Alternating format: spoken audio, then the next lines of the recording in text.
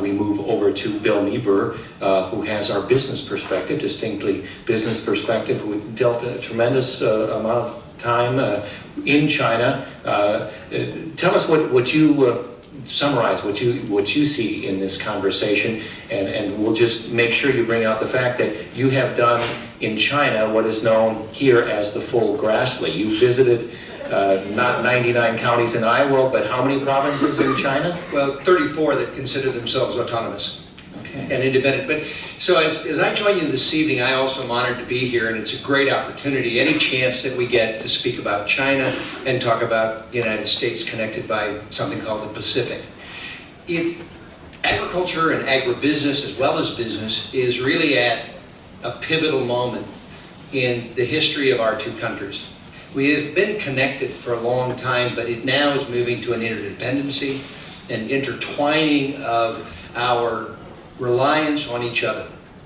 And the thing to keep in mind is that as we entered the last century, we had a strong sense of nationalism in this country.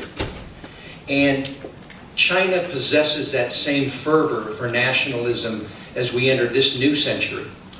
And we translated that further on into patriotism, which was really not a rivalry but a love, and they're in the process of doing the same thing. So as we think today in the business sense of how we coexist, we have to acknowledge that we disagree on so many things because of our lack of a shared history.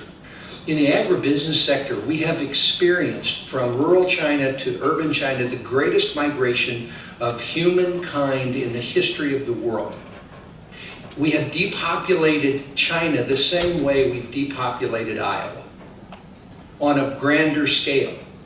And we've asked fewer and fewer individuals to feed more and more. And it is impossible to do that without a modernization effort.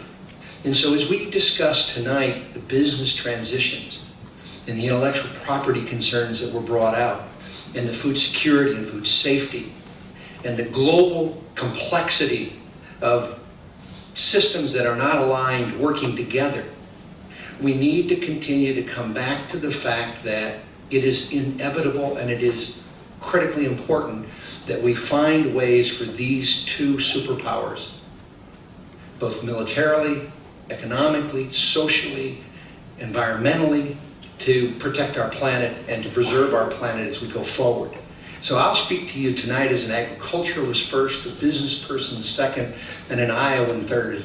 And we'll bring that back to our phenomenal opportunity that we have today with an ambassador, our most important ambassador, I would argue, coming from our home state.